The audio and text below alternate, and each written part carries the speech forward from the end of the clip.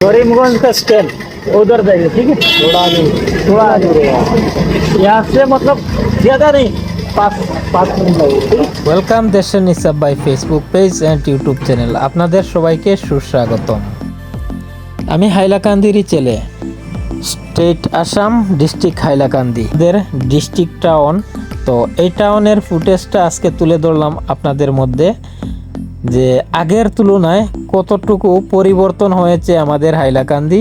আজকের এই রাতের ফুটেজটা দেখলেই আপনারা বুঝতে পারবেন।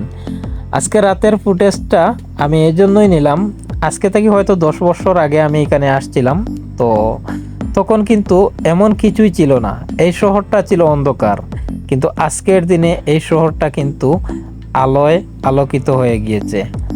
আর আমরা এখানে রাতের বেলা ঘুরতে গিয়েছিলাম এক জায়গায়, সেখান থেকে ফিরতে আমাদের শহরের উত্তর পাশ থেকে দক্ষিণ পাশে আসতে হচ্ছে। আমি ভাবলাম একটু হেঁটে হেঁটে যাই। তো হেঁটে হেঁটে আসতে গিয়ে ভাবলাম একটু ব্লগ করে নেই, তো এই ব্লগটা আপনাদেরকে দিলাম।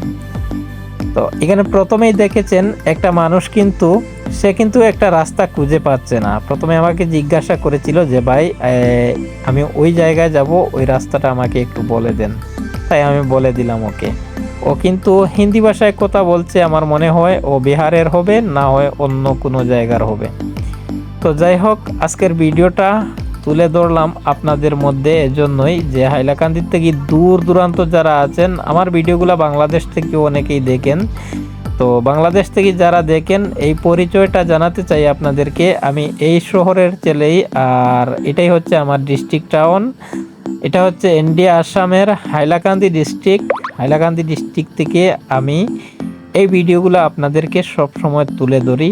আমাদের গ্রামের দৃশ্য এবং শহরের দৃশ্য এবং সব সময় বাস্তব জিনিসগুলো তুলে ধরার চেষ্টা করি। আমি তেমন একটা এডিটিং করি না ভিডিওতে, যেটা বাস্তব সেটা বাস্তবতায় রাখতে চাই। আর যদি আপনাদের কাছে আমার ভিডিওটা ভালো লাগে তাহলে শেয়ার করে পাশে থাকবেন।